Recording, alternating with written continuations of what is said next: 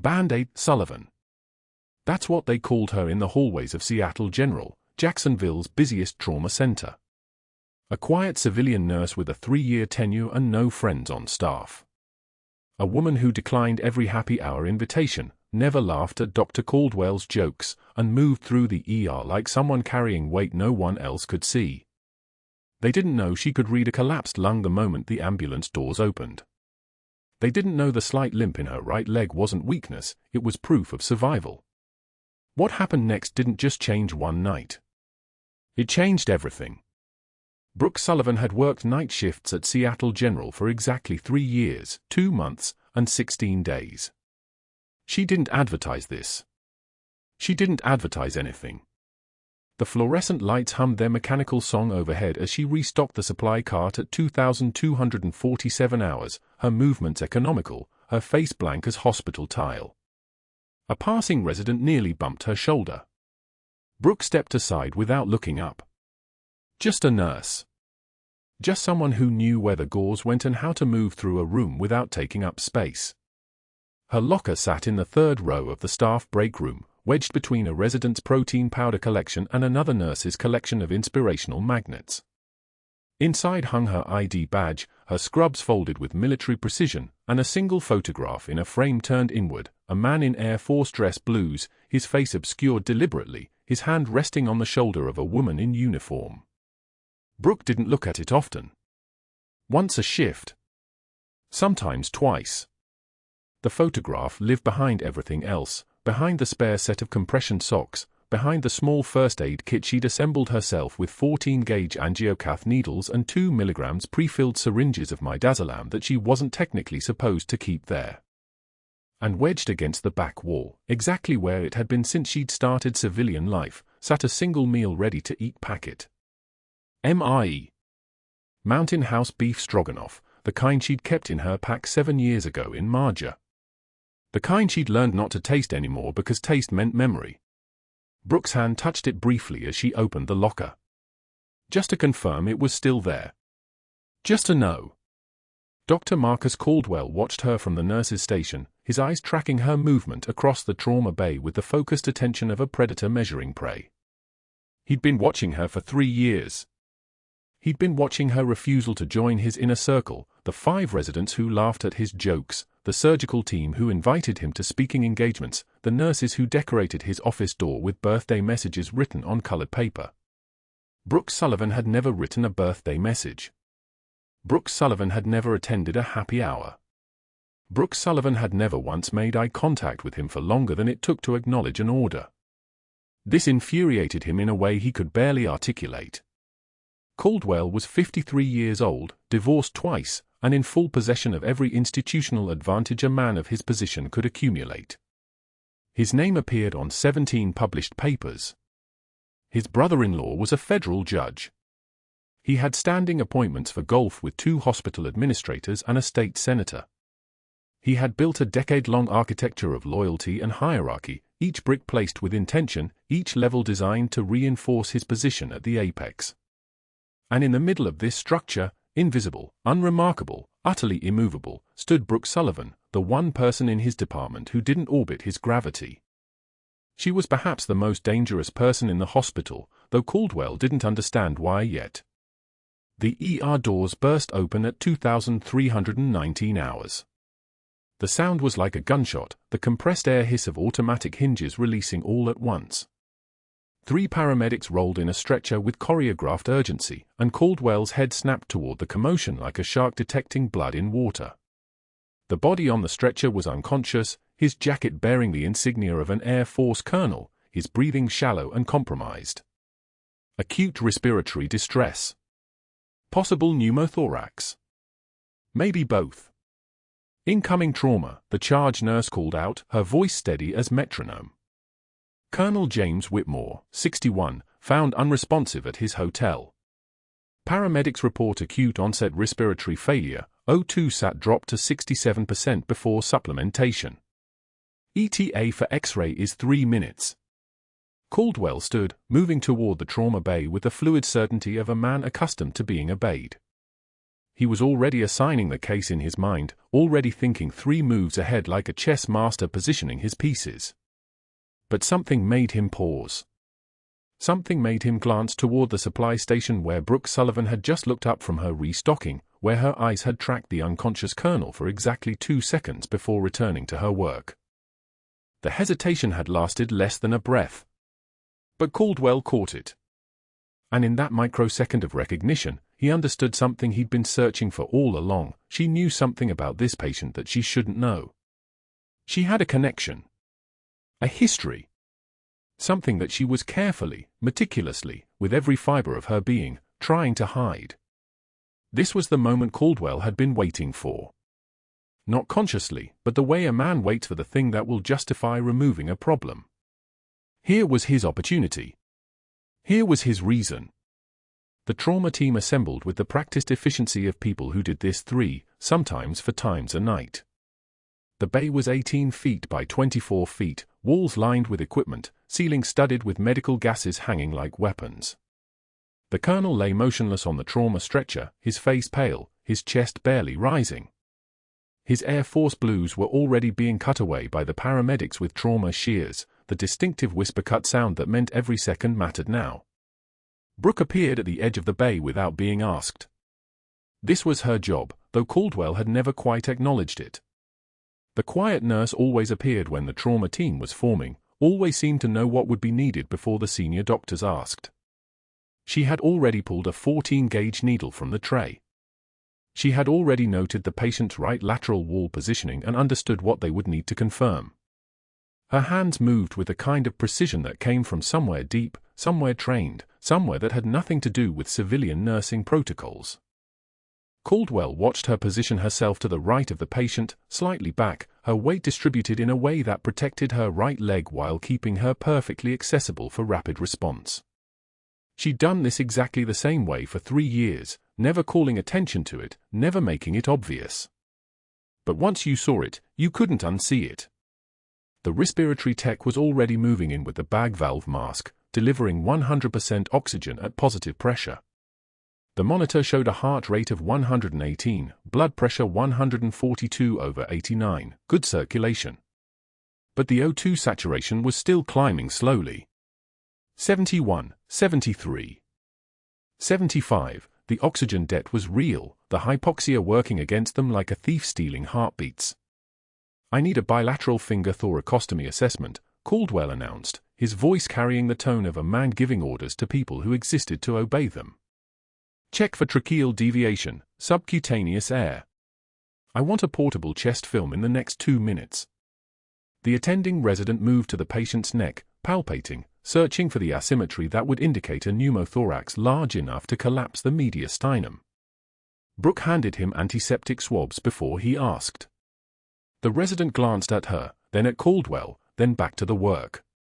No one questioned how she knew what he needed. The X-ray tech wheeled in the portable machine, the device humming as it was positioned. The lead apron went on, 12 pounds of protection that meant someone was about to take radiation to their body to get a clear image. Brooke held the patient's left arm in the correct position without instruction, her hand steady as surgical steel, her movements economical and invisible. Caldwell stood across the stretcher from her, his arms crossed, watching her work. Watching her hands. Watching the competence that she kept so carefully concealed beneath the quiet demeanor and the limp and the refusal to socialize. She was something. Something other. Something that didn't belong in his hierarchy because hierarchies required people who wanted to climb them. The X-ray confirmed his suspicion. Pneumothorax, right side, moderate-sized, but not yet tension. The lung was collapsing but not compressing the heart. Not yet. They had a window. Maybe 4 hours. Maybe 6 if the colonel's physiology held. Caldwell made a decision in that moment. A strategic decision. Not emotional, not personal. Strategic. He would remove Brooke Sullivan from this case immediately. He would assign 5 doctors to take her place: Morrison, Chen, Bakshi, Torres, and Ruiz. His 5 most loyal residents. The ones who laughed at his jokes. The ones who orbited his gravity.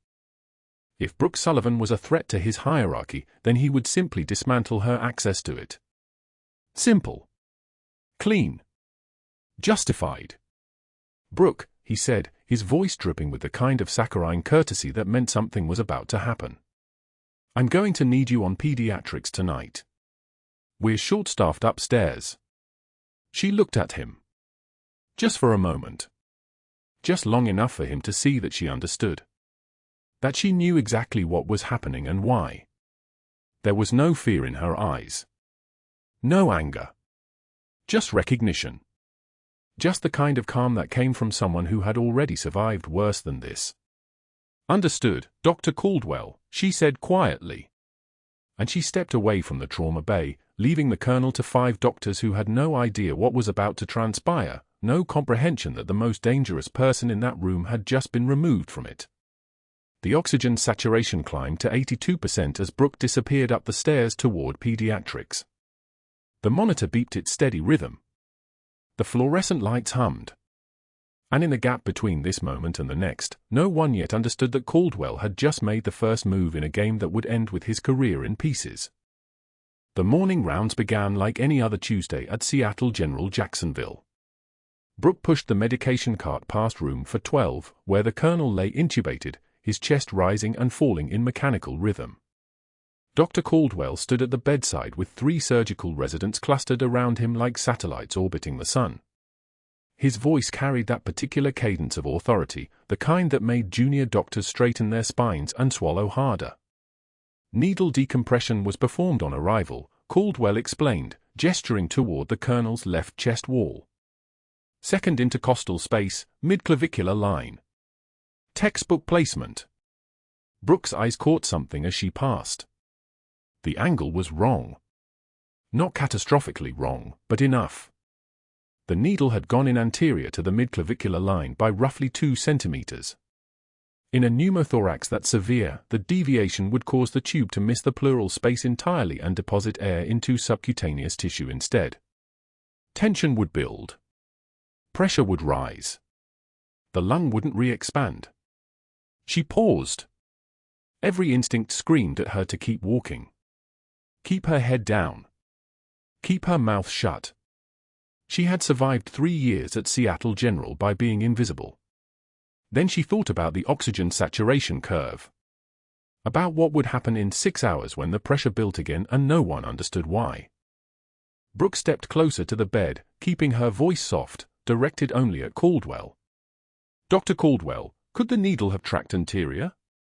The angle looks like it might benefit from a slightly more posterior approach on the next attempt." The room went still. Caldwell's jaw tightened. A muscle worked along his temple.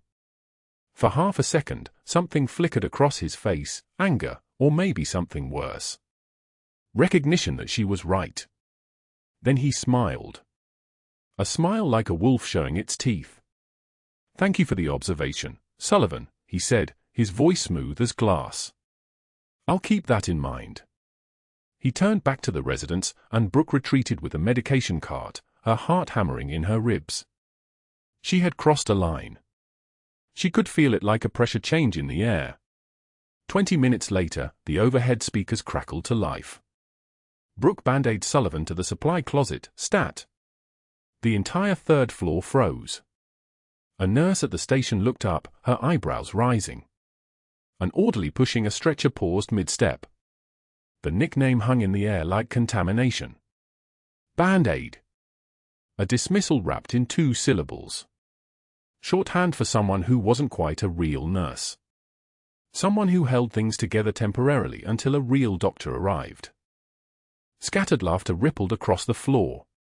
Brooke set down her medication cart with deliberate care and walked toward the supply closet, her limp more pronounced than usual. Pain was information.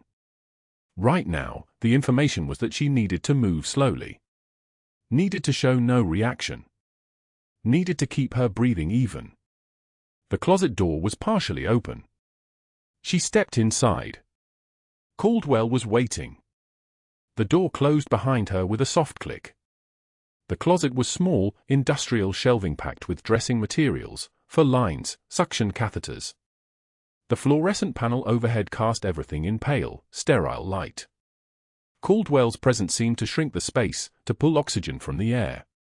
You think 3 years gives you the right to question me in front of residents? His voice was low now, almost conversational. More dangerous for it. His finger came up, jabbing toward her face, inches from her nose. You're a nurse, Sullivan. You change bedpans. You follow orders. You don't mentor. You don't think. You execute. Brooke kept her eyes fixed on his, her shoulders squared. Not defiant. Just present. Just refusing to flinch. Your next performance review will be your last, Caldwell continued, his voice dropping another register. I've been building this department for 10 years. 10 years of loyalty. Of hierarchy. Of people who understand their place. I won't let some antisocial band-aid with a limp tear that down because she thinks a college nursing degree makes her a surgeon. A single tear slid down Brooke's cheek. She didn't blink. Didn't breathe. Just watched it happen as though it belonged to someone else. Then she wiped it away with the back of her hand, her eyes never leaving his. You'll regret making this personal, Doctor. Her voice was quiet. Flat. Like someone speaking a simple fact. Like someone stating that water was wet or gravity existed. The kind of certainty that made him step back half a step. He left without another word. That evening, during shift change, the parking lot filled with the sound of departing staff. Car doors opened. Engines turned over. The asphalt still held heat from the day, radiating it back up into the humid Jacksonville air. Brooke walked toward her truck, her shift complete, her body aching in 3 different places. Caldwell's voice cut across the lot like a blade. Sullivan. Effective immediately, you on overnight rotation. Pediatrics. Maybe you'll learn some humility away from critical cases. The words were loud. Intentionally loud. Projected to carry. Car doors froze mid-close. Heads turned. Someone whispered something to their colleague. Someone else actually laughed, a short, sharp sound that died quickly. Brooke stopped walking. She stood perfectly still, her hands at her sides, her breathing steady. The evening wind carried the smell of antiseptic and heat and something else. Something like the beginning of a storm. She didn't turn around. She didn't respond. She simply continued to her truck, climbed in, and drove home to an empty apartment that still smelled like the last tenant's cooking. She sat on the edge of her bed and stared at the wall, a leg throbbing in rhythm with her heartbeat. Somewhere in the recesses of her mind, a memory surfaced. Fallujah. 2008, a lieutenant asking her to move a casualty who was bleeding out, and her hands moving before her brain could catch up, muscle memory overriding protocol. The way the radio crackled. The way the dust tasted like copper and ash. She had learned a long time ago that quiet people could be the most dangerous ones. That the smallest gesture could move mountains. That sometimes the most powerful thing you could do was refuse to break. That night, she lay in bed listening to the rain begin, droplets tapping against the window like coded messages. She thought about the colonel in the ICU 2 floors below her old rotation. She thought about the angle of that needle. She thought about what happened when pressure built in enclosed spaces. She thought about what would happen when Dr. Caldwell discovered that a Band-Aid nurse from the 3rd floor had known something he didn't. That wasn't the worst part. The worst part was that by tomorrow morning, he would have already made the move that would change everything. The night shift in pediatrics was quiet. Too quiet. Brooke moved between the small beds in the darkened rooms, checking full lines, adjusting blankets over sleeping children, moving with the kind of silence that came from years of not wanting to be noticed. A 6-year-old with pneumonia. A 4-year-old recovering from appendicitis. A 10-year-old asleep with her stuffed rabbit clutched to her chest. Brooke's hands moved with precision, muscle memory from 2 decades of care, a skill set that had nothing to do with rank or recognition, everything to do with keeping people alive when they were at their most vulnerable. 2 floors below, the Colonel's lungs were failing. She didn't know it yet. Not in the way that mattered. The ICU monitors on floor 3 showed his oxygen saturation dropping steadily through the night, from 89% at 2,200 hours to 84 at midnight to 76 by 01:45. His chest rose in shallow gasps. The ventilator wheezed its mechanical rhythm, fighting against lungs that were collapsing from the inside. Fluid accumulation. Acute respiratory distress. The kind of deterioration that happened when a collapsed lung wasn't properly managed in the first 72 hours. But Brooke was pushing a pediatric medication cart on the 3rd floor north. She was not in the ICU. She was not touching the Colonel's case. And Dr. Caldwell had made absolutely certain of it. He'd moved with precision. Not anger. Not yet. Caldwell had spent a decade building his hospital hierarchy on absolute loyalty, on the kind of control that came from knowing everyone's weaknesses and holding their career advancement in his hands. Brooke Sullivan represented something he couldn't tolerate: independence. A nurse who questioned him in front of residents was a nurse who might inspire others to think for themselves. A nurse with quiet competence was a threat to the power structure he'd engineered. The decision had been surgical. That morning, while the Colonel's condition remained stable enough that no one was panicking, Caldwell had walked into the chief nursing officer's office with a file in his hand. Miss Sullivan's performance metrics suggest she'd benefit from a rotation change, he'd said, his voice smooth as antiseptic. Pediatrics needs a strong hand. Her bedside manner with children is exceptional. I'd hate to see that talent wasted on trauma cases. The CNO had hesitated for exactly 2 seconds before nodding. Caldwell had that kind of power. Board member. 30-year tenure. The kind of institutional weight that made administrators reluctant to push back. By 0900 hours, Brooke's assignment had been changed. By 0930, Caldwell had begun assembling his team. 5 doctors. Not the best. Not the most experienced. 5 doctors who owed him favors or feared him enough that they wouldn't question his judgment. Dr. Morrison, who'd been denied a promotion twice and was grateful for any assignment that might rehabilitate his file. Dr. Chen, fresh out of her fellowship and desperate to prove herself, eager to align with whoever held power. Dr. Bakshi, whose wife worked in hospital administration and whose mortgage depended on keeping this job secure. Dr. Torres, whose DEA prescription tracking numbers had once been questioned and who remembered that Caldwell had quietly fixed that problem. Dr. Ruiz, the newest attending, who still carried that eager-to-please energy of someone not yet established in their career. Not a conspiracy. Just the way hierarchies worked. The way powerful men made sure they surrounded themselves with people who would follow, not question. Caldwell had briefed them at 2,300 hours in his office, door closed.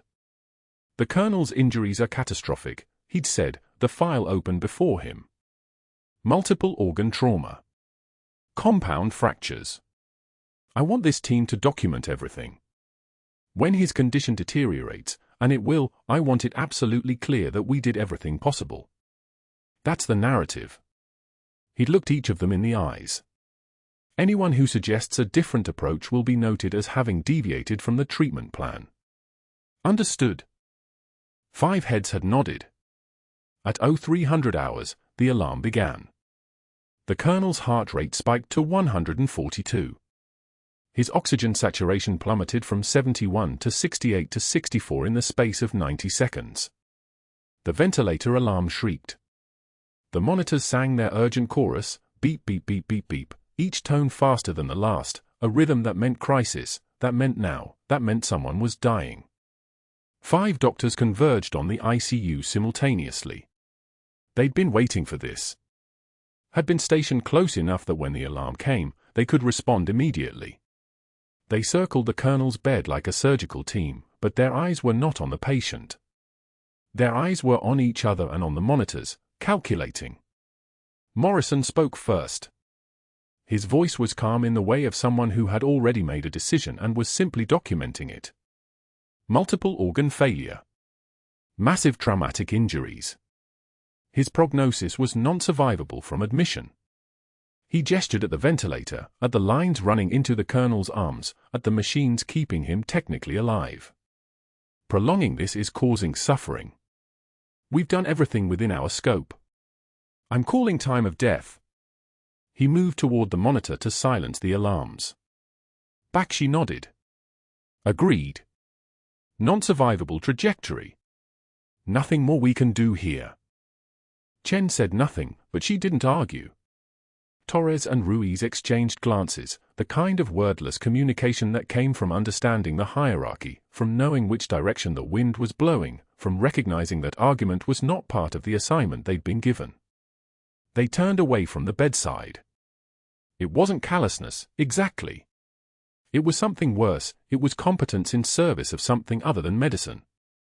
They were technically correct. The colonel's injuries were severe. But they were also 5 doctors making a decision without consulting the neurologist, without reviewing the latest scans, without exploring every option. They were 5 doctors doing what they'd been told to do. The hallway was empty at 0300 hours. The night shift was thin. The ICU wing was quiet except for the relentless beep of the colonel's failing heart. 2 floors up, Brooke was checking the IV in the pneumonia patient's arm when something shifted. She'd spent 3 years trying to make herself invisible, trying to become part of the walls of Seattle General.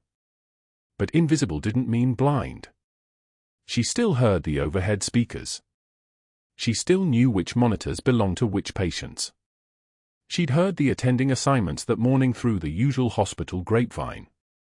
She'd seen Dr. Caldwell's name paired with the colonel's in the morning briefing. The pediatrics ward was quiet. All the children sleeping. The night nurse working the med cart 3 rooms away, too far to hear anything outside her immediate zone. Brooke heard the alarm not through the intercom, but in her bones. That particular cadence that meant code. That specific pitch that meant cardiac crisis. She counted the seconds. 30. 60. 90. 120. The alarm continued. No overhead announcement. No call for rapid response. Just the monitor alarming, abandoned. She should have stayed where she was. The assignment had been crystal clear. Pediatrics. Not the ICU. Not the colonel. Not her job anymore. Brooke moved instead. She left the pediatric ward and hit the stairwell. Not the elevator, too slow, too trackable. The stairs, 2 flights down, her shoes silent on the concrete steps. Her badge dangling against her scrubs, her hand steady despite the fact that she was about to break every protocol, violate every boundary, destroy the fragile peace she built by being invisible. She knew what was happening on floor 3. She'd seen Dr. Caldwell assemble his team. Had heard them being called to the ICU. Had understood the calculus, 5 doctors abandoning a patient who might have been savable, because abandonment served the agenda better than effort did.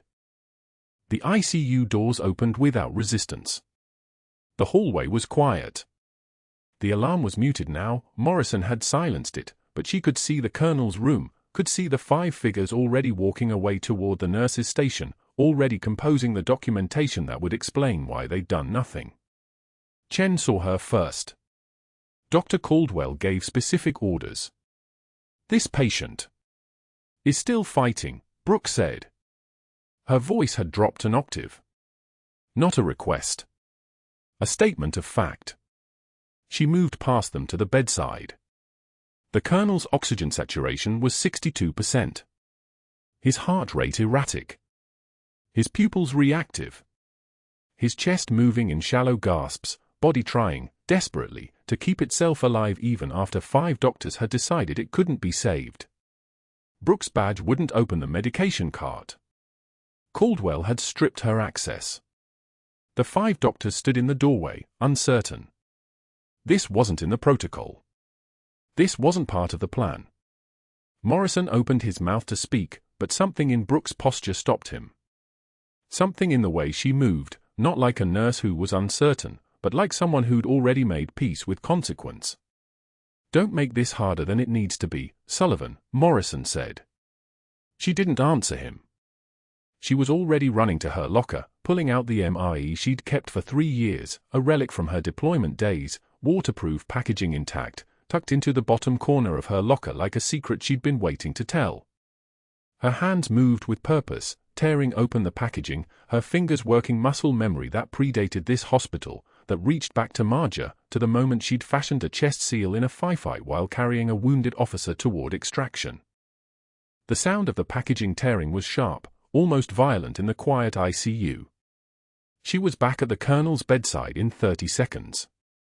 The 5 doctors were still there, frozen in the doorway, watching something they didn't recognize. She tore open his gown.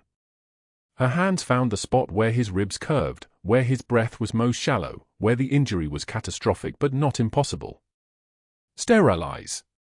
Move. No hesitation. The improvised chest seal.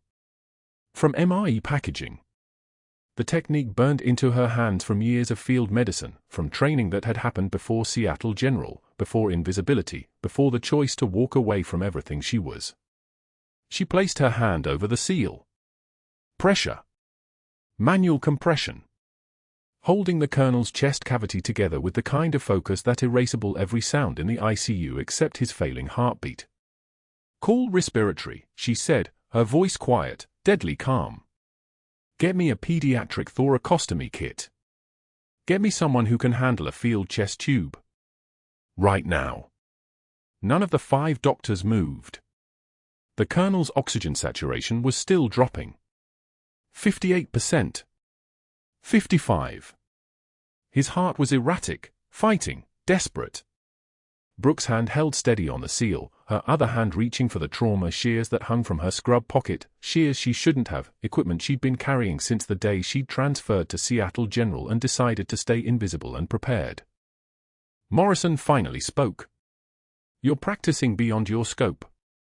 I'm calling administration. Call them, Brooke said. Her eyes didn't leave the colonel's monitors. But get me that equipment first. He's got 17 minutes before brain death becomes irreversible. You can document your protest while he's alive.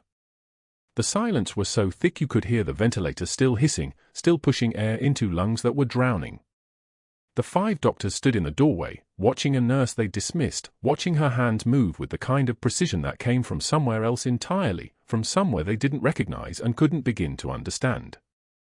Outside the ICU windows, Jacksonville was sleeping. The hospital corridors were quiet. The night carried on, indifferent, as Brooke Sullivan, quiet, invisible, 3-year veteran of civilian nursing, held a colonel's broken chest together with her hands and the packaging from an MRE, and began a procedure that would either save his life or end her career before the sun came up. But that wasn't the worst part. The worst part was that Dr. Caldwell would arrive before the sun came up, would see exactly what she was doing, and would already be reaching for his phone to file charges before the colonel's heart even stabilized. The alarm screamed at 0300 hours. 3 short bursts, then continuous. ICU monitor flatline, the sound like a siren cutting through the night shift quiet of Seattle General. Brooke heard it from pediatrics, 2 floors above, where she'd been assigned to push fluids and change dressings on sleeping children. She didn't hesitate. She didn't even clock out.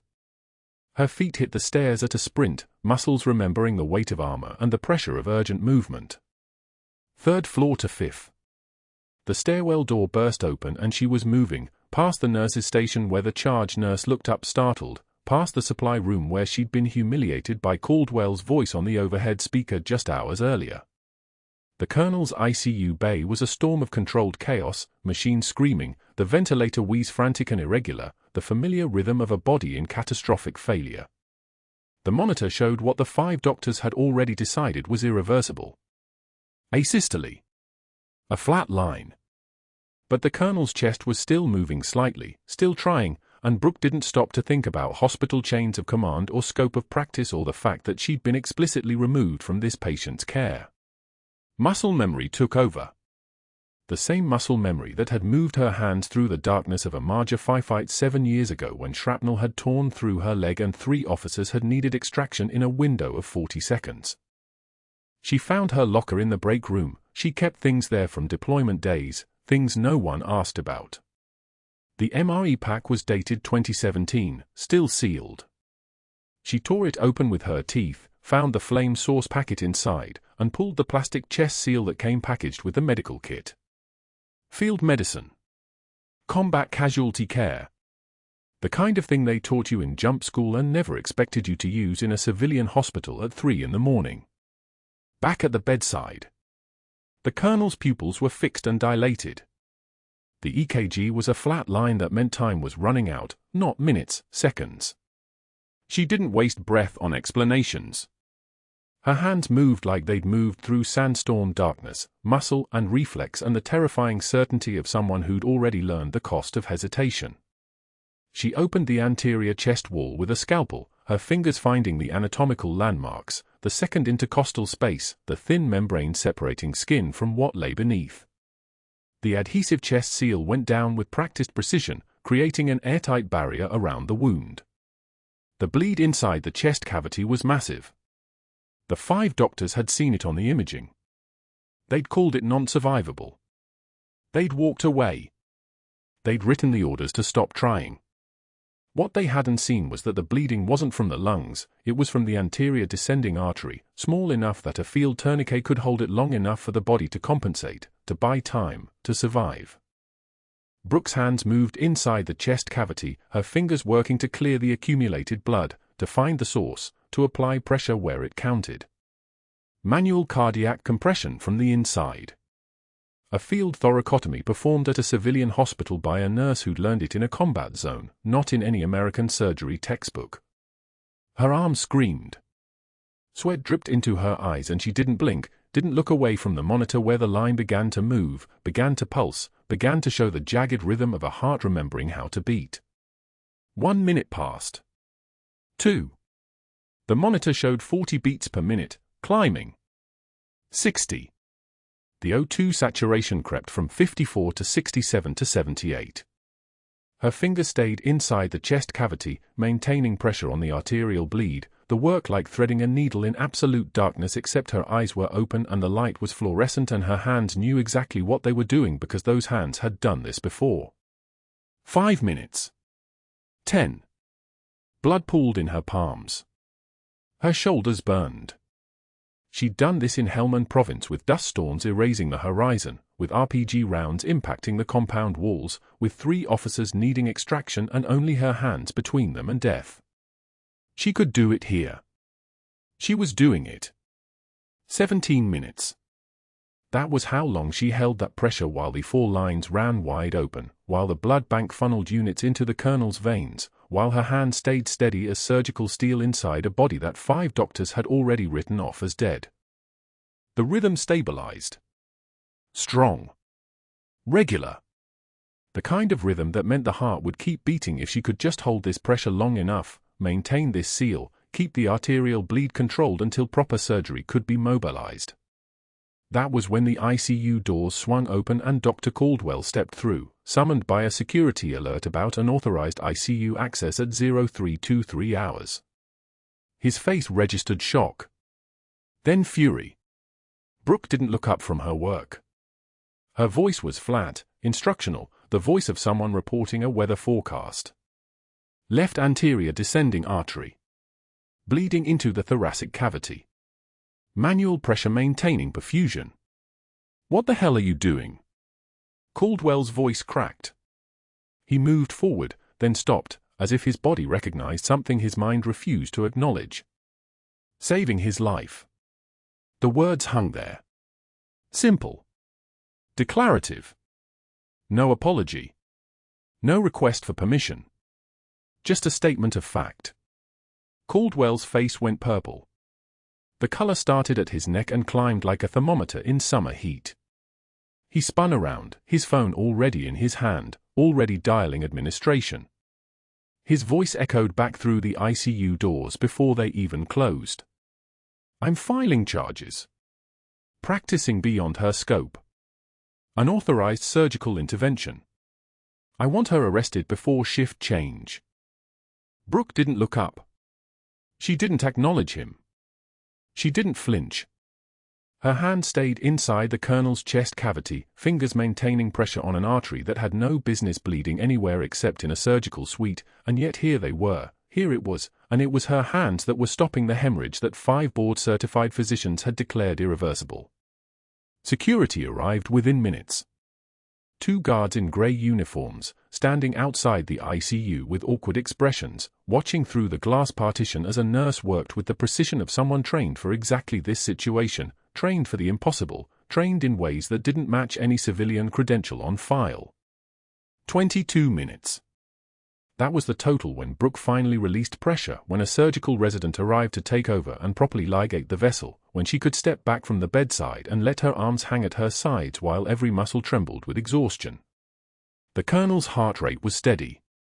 92 beats per minute. Perfect sinus rhythm. Alive. She stripped off her gloves without looking at Caldwell, who stood in the hallway with his phone in hand, his expression the color of arterial blood. She didn't speak. She didn't justify. She just walked past him like he was a piece of furniture, and his jaw clenched so hard she thought she heard his teeth crack. That night, the rain came down in sheets. Hammering. Relentless. Like something with a vendetta against the earth.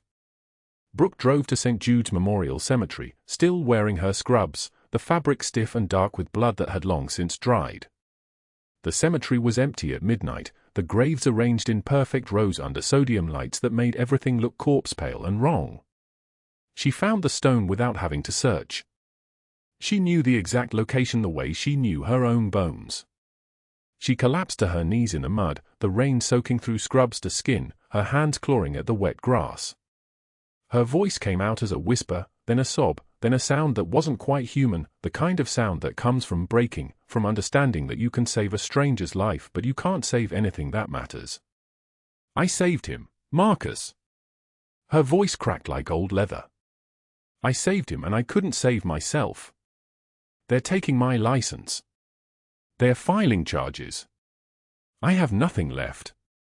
Thunder rolled across Jacksonville like artillery moving closer, like war following her even here, even into this quiet place where she'd buried the only person who'd ever known what she really was.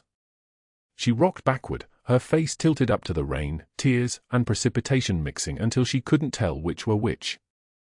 I promised you I'd rebuild. Her hands pressed into the earth above his grave. I promised I'd keep going. I promised I'd be strong. I don't know how anymore, Marcus. I don't know how to keep going. The rain didn't answer. The stone didn't speak. Just the sound of water hitting water, and Brooke's voice breaking apart syllable by syllable, and somewhere deep in her chest, the terrible knowledge that she'd just sacrificed everything, her career, her license, her freedom, to save a man who probably wouldn't even remember her name. But that wasn't the worst part. The worst part was that she'd do it again. In exactly the same moment. Without hesitation. Without choice. Because that's what Major Brooke Sullivan had always done. That's who she was.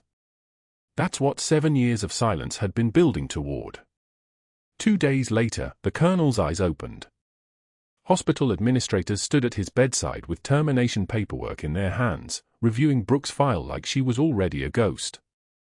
Dr. Caldwell was among them, his expression sharp with satisfaction, believing the paperwork was simply a formality. The oxygen mask fogged with each breath. The ventilator beside the bed wheezed its mechanical rhythm, steady and indifferent to human drama. The colonel's gaze moved slowly across the room. Past the administrators. Past Caldwell. To the doorway where Brooke stood, still in the same scrub she'd worn for 36 hours, her shoulders against the frame like she was holding the world up through sheer will. His lips moved. One word emerged through the oxygen mask, ragged and certain, Viper. The room went absolutely still. The fluorescent lights buzzed overhead like angry wasps trapped in glass. Brooke didn't move. Didn't flinch. Just watched as recognition bloomed across his face, the kind of recognition that comes from having shared enemy fire, from trusting someone with your life in a place where trust meant survival. A man in dress blue stepped forward from the corner of the room where he'd been standing quietly, watching. The colonel's son. A lieutenant, the insignia precise on his collar. His face carried his father's bone structure, but his eyes held something harder, the eyes of someone who understood both medicine and military protocol in ways the administrators never would. "You're addressing Major Sullivan," the lieutenant said, his voice steady and clear. "Dad's unit commander from Marjah." The words hit the room like percussion. One of the administrators turned to another, confusion blooming across her face. Caldwell's hand froze mid-gesture. The termination paperwork suddenly felt very fragile. The colonel's trembling hand reached toward the jacket draped across the chair beside his bed. His son moved without hesitation, retrieving it, understanding exactly what his father needed. The older man's fingers found the interior seam, their movements deliberate despite the weakness from blood loss and surgery. The stitching had begun to fray, the thread aged from 7 years of wear, from being carried through desert heat and mountain cold and the kind of darkness that doesn't have a name in civilian language. He pulled out a faded unit patch. The Marjah deployment insignia. The same patch that had been sewn into Brooke's uniform when she'd carried him and 2 other officers through enemy fire, their weight distributed across her shoulders while rounds kicked dust around their boots and her breath came in controlled bursts like she was running a surgical clock in her head. The patch was the color of old sand now, the embroidery worn but still legible. A small piece of fabric that held 7 years of silence, 7 years of gratitude never spoken, 7 years of a debt that couldn't be repaid in any currency the world recognized. He held it toward her like an offering. "Thank you, Viper," the colonel whispered through his mask. The door behind Brooke opened. A man in Navy dress white stepped through, visiting SEAL team leader, here for his own appointment, his own recovery from his own ghosts. His eyes landed on Brooke and his entire body straightened like someone had run voltage through his spine. "That's Major Brooke Sullivan," he announced, his voice carrying the precision of someone accustomed to being heard over rotor wash and radio static. "Silver Star and Purple Heart recipient. She saved my entire squad in Fallujah. Then pulled the same miracle in Marjah 7 years ago." He paused, letting the weight of medals and time settle into the room. "I've served alongside SEALs, Rangers, and Delta operators. She was the most lethal person in any room she occupied." Caldwell's face drained of color so completely he looked like someone had opened a valve and let all the blood drain away from his skull. His hand dropped to his side. The termination paperwork fell to the floor. One sheet spiraled down like a wounded bird and landed face down against the tile. He'd filed charges against a decorated combat veteran. He'd called hospital administration to report a major in the United States Air Force for practicing medicine beyond her scope.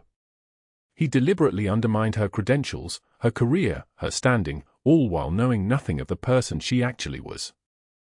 The silence lasted exactly 4 seconds.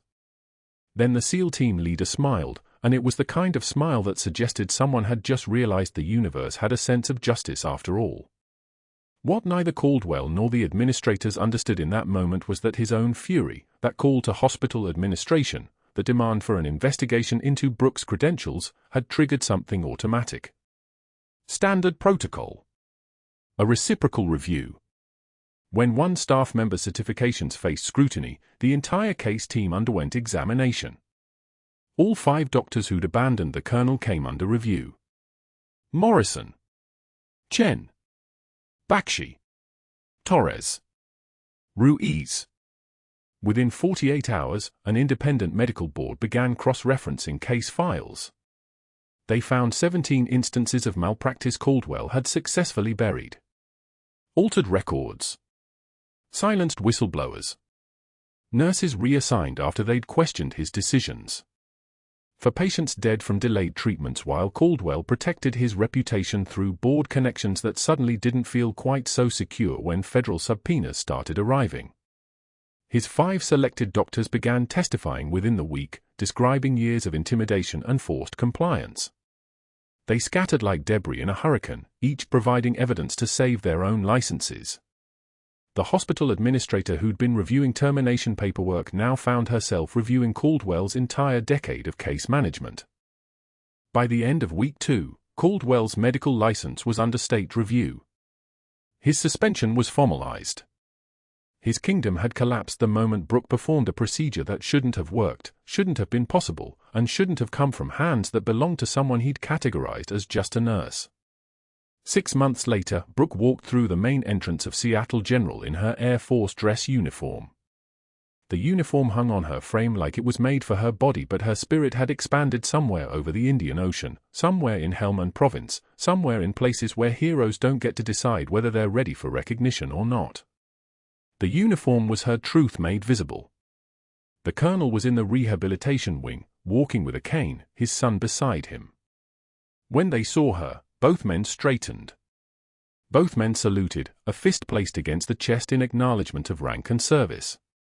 The colonel's tears weren't shame or weakness, they were gratitude crystallized into salt water. His son's expression held understanding beyond his years, the kind of comprehension that comes from knowing your life exists because someone else chose to fight when it would have been easier to walk away. They embraced in the hallway while orderlies passed around them like water flowing around stone.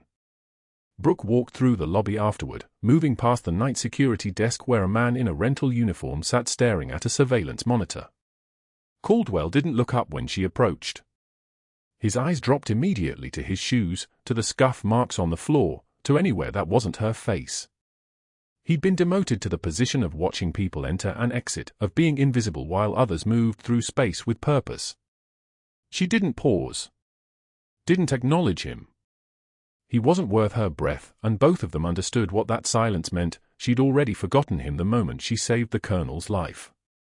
Outside, the SEAL team leader stood by a military transport vehicle, his uniform brilliant in the Jacksonville sunshine. "They're reopening the Marjah medal recommendations," he said as she approached. "3 more of your saves are getting recognized." Brooke shook her head softly. "The medals don't matter. The people do." The colonel and his son walked through the glass doors behind her. The lieutenant asked the question they'd all been considering: "Will you come back to the hospital?"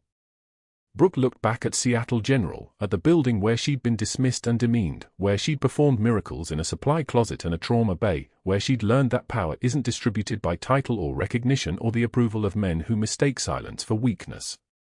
She looked at Caldwell, barely visible through the glass doors, a ghost haunting his own kingdom. "I'm going back," she said. "But not for them.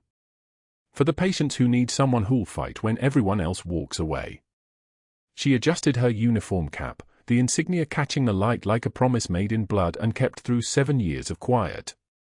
The colonel grinned, that expression of a man who understood exactly who she was now, who she'd always been. They walked toward the parking lot together as Caldwell watched from his desk, a man who'd learned too late that the quietest person in the room might just be the one holding it all together. If you've made it this far, you understand that heroes don't announce themselves. They live among us, pushing wheelchairs, running fours, standing between death and the people they're sworn to protect. Subscribe and hit that notification bell, because the real stories are the ones told by people brave enough to stay silent until staying silent would betray someone else. Comment below: have you ever been underestimated by someone who didn't know your true strength?